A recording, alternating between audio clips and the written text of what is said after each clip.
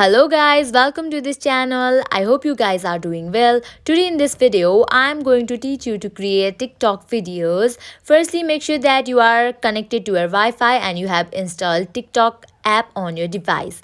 Also make sure that you have already created your TikTok account. If not, you can go and check out my previous videos where I have taught you to create TikTok account.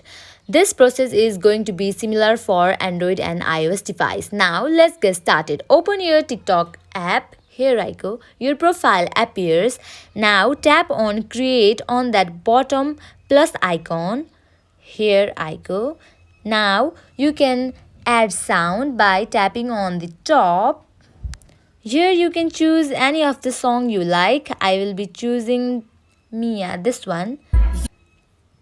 I have already chose the sound. Now all I have to do is shoot the video. Now for shooting video, I have to click on that circle on the bottom red icon.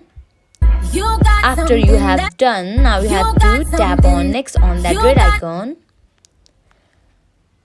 Here you have already created your video. This was just a demo, so I have done it very quickly, but you can do according to your want. Also, you can add description to your video to post it. For now, I will be posting this video to my drafts. But if you want to post the video directly, you can tap on post on that red icon.